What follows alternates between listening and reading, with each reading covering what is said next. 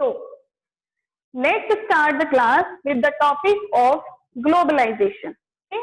Globalization means, students, first of all, it is the third component of economic policy among L, P and G.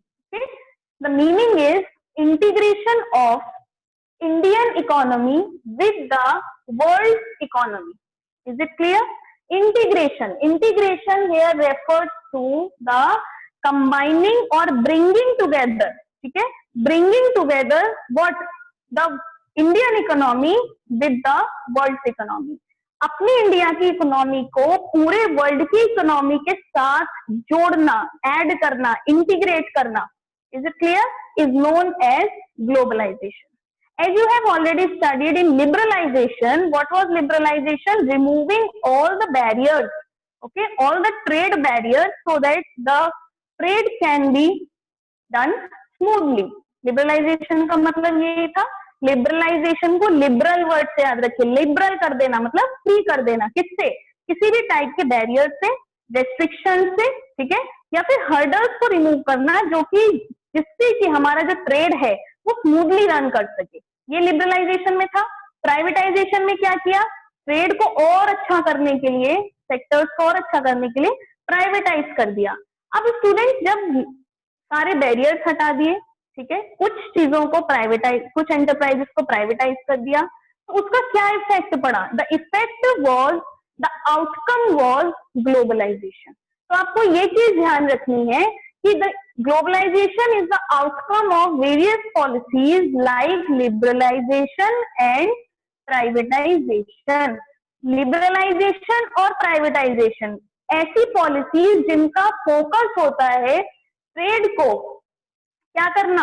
Trade को integrated करना और interdependent बनाना. मतलब अपने trade को और countries के साथ जोड़ना और उसे इंटरडिपेंडेंट मतलब एक दूसरे के ऊपर डिपेंड करना. बहुत सारी पॉलिसीज होती हैं. ऐसी पॉलिसीज का आउटकम है क्या? ग्लोबलाइजेशन. क्योंकि ग्लोबल आप कब कर सकते हो अपनी इकोनॉमी को? ग्लोबल करना मतलब अपनी एक इकोनॉमी को पूरे वर्ल्ड में ग्लोबल कर देना, पूरे वर्ल्ड के साथ जोड़ देना. ये कब पॉसिबल है? जब बैरियर्स कम होंगे, टैक्सेस कम होंगे, ठीक है. और वो किसने किया था? हमने लिबरलाइजेशन में. अगर लिबरलाइजेशन नहीं है, बहुत सारे टैक्सेस लगे हुए हैं, बैरियर्स लगे हुए हैं, तो क्या आप सोच सकते हैं कि हमारी इकोनॉमी ग्लोबलाइज हो सकती है? नहीं होगी. क्यों? क्योंकि बाहर की कंट्रीज हमारी कंट्रीज के साथ इंटीग्रेट होना ही नहीं चाहेंगी when there are so many restrictions and hurdles in exporting or importing the goods and services. Is it clear? Privatise नहीं होगा जब तक. प्राइवेटाइज मतलब ज्यादा से ज्यादा प्राइवेट सेक्टर को नहीं सपोर्ट किया जाएगा, ग्रो किया जाएगा, तो बाहर के लोग क्यों इन्वेस्ट करेंगे? गवर्नमेंट थोड़ी ना इन्वेस्ट करती है. कौन इन्वेस्ट करता है? प्राइवेट इंडिविजुअल्स इन्वेस्ट करते हैं. Is it clear? So globalization is the outcome of various policies in which we also include liberalization and privatization. So for 1 marker, they can ask you that globalization is the outcome of. So the answer is L and P. Clear? Meaning again I am explaining you, integration of Indian economy with the world economy. अब किसके through integrate करना? Obvious सी बात है, कोई भी country दूसरी country के साथ इंटीग्रेट हो सकती है. किसके through? Through trade. Clear? Trade के जरिए ज्यादा से ज्यादा इंसेंटिव देकर और टैक्स कम करके, रिमूवर्स करके बैरियर्स को इतना इंटीग्रेट कर देना दूसरी कंट्रीज के साथ कि हमारी कंट्री का पूरे ग्लोबल में आ सके. मतलब अमेरिका है, चाइना, कोई भी कंट्री है, उसके साथ इंटीग्रेट कर सके, चाहे वो इंपोर्ट के लिए हो या फिर एक्सपोर्ट के लिए हो. क्योंकि हमने ये देखा था 1990 से पहले students, we have seen in the time of Britishers also that our country was confined only to the Britishers. Okay, हम क्या कर रहे थे? इंपोर्ट और एक्सपोर्ट जो भी था हमारा वो ब्रिटेन तक था. तो it was a very negative impact on the Indian economy that it was confined to the Britain only. So to integrate it with other countries also, globalization was started. Clear?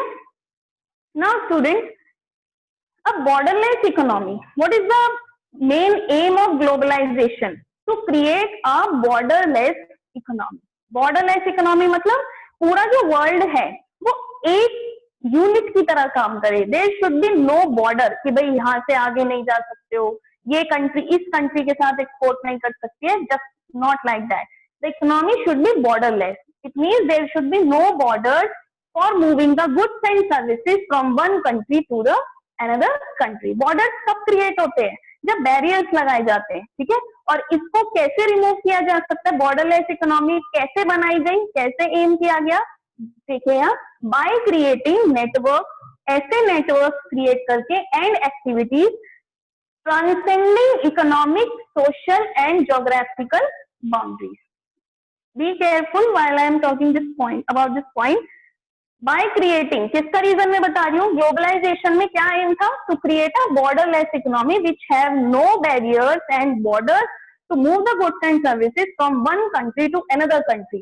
And how they try to create the borderless economy?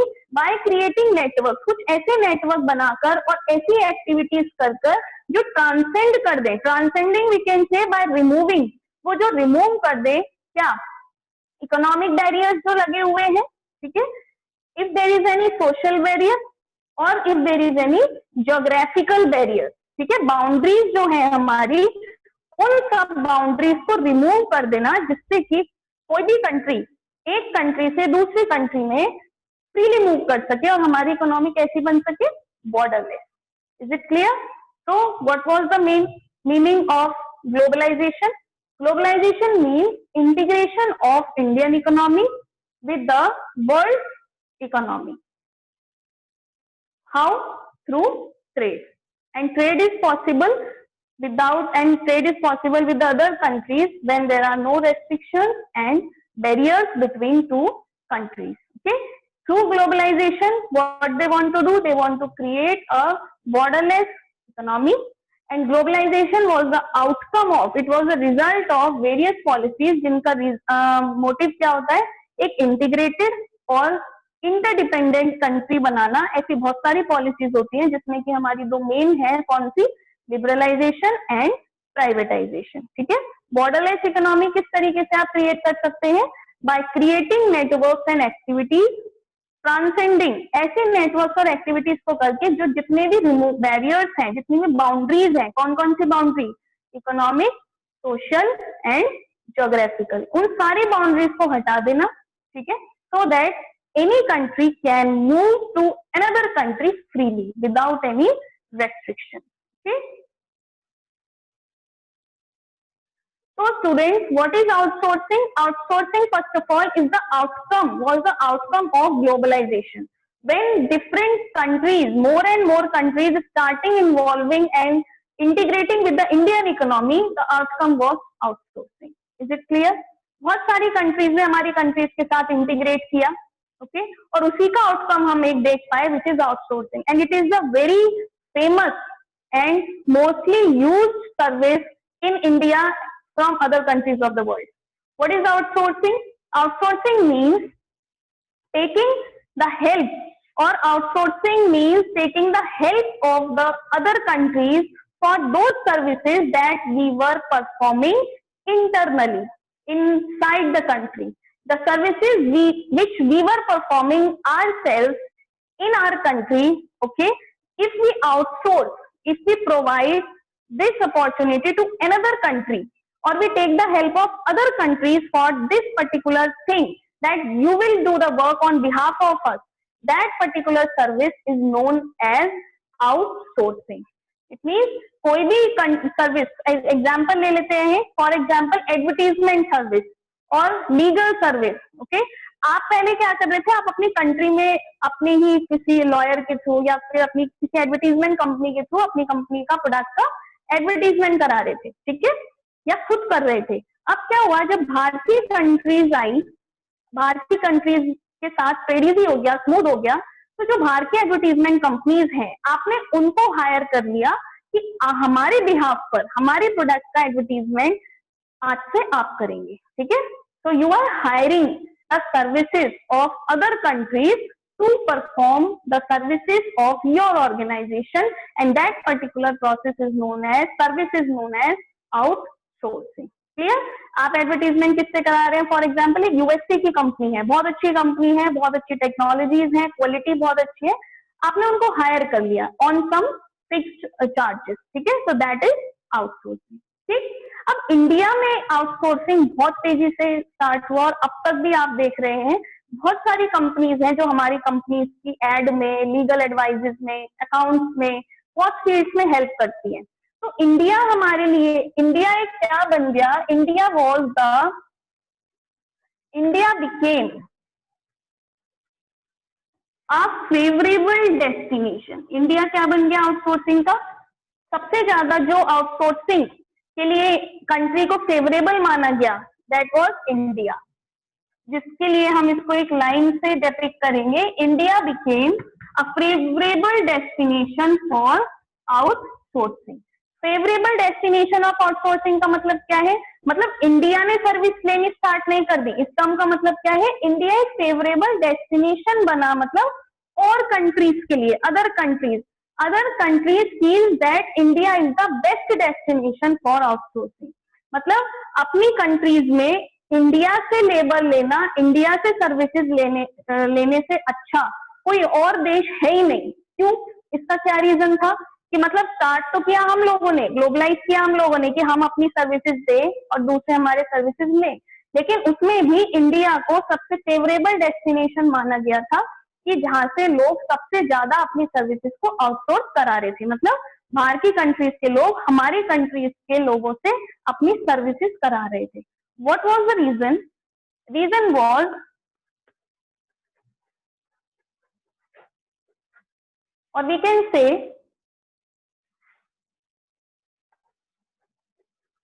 low wage rates. In India, unemployment was very high. ये हमें पता है कि population is very high. Just because of that, jobs are not much, so that they can complete the requirement of each and every people living in the country. जिसकी वजह से और uneducation होने की वजह से भी इंडिया में अनएम्प्लॉयमेंट बहुत ज्यादा था, जिसकी वजह से the people were ready to perform the services or provided their services at low wage rate.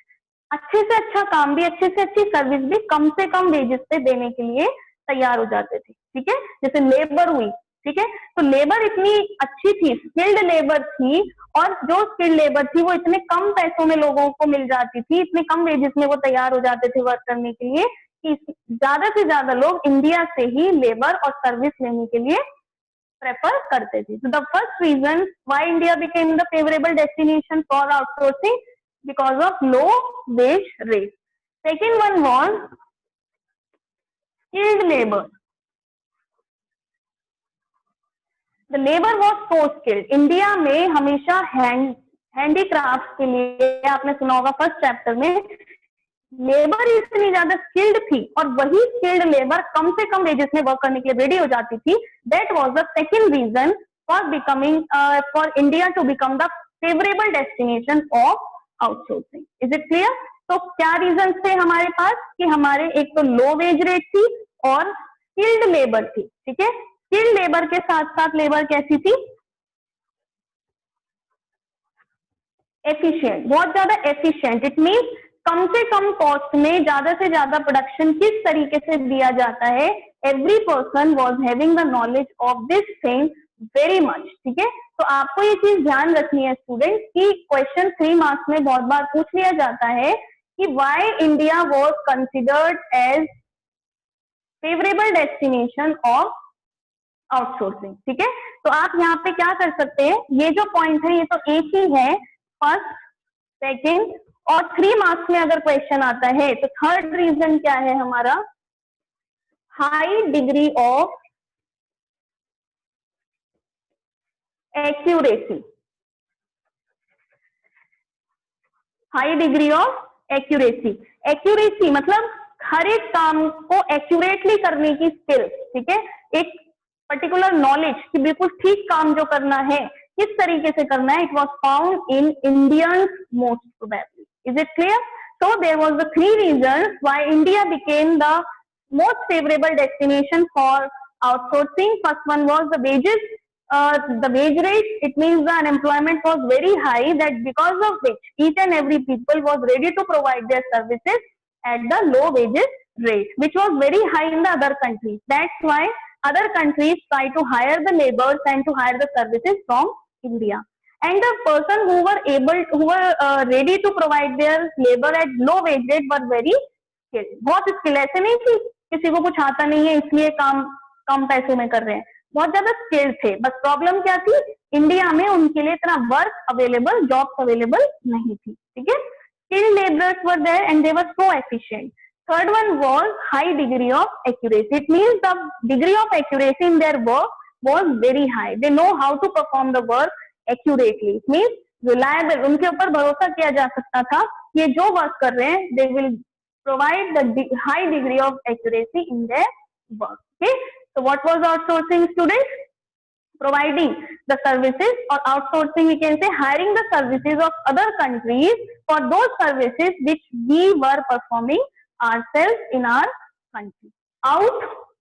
Outside sourcing means outsourcing the services. ठीक है, अपनी सर्विसेज को बाहर की कंट्रीज तक ले जाना. ठीक, is it clear? With this we have completed the point of outsourcing.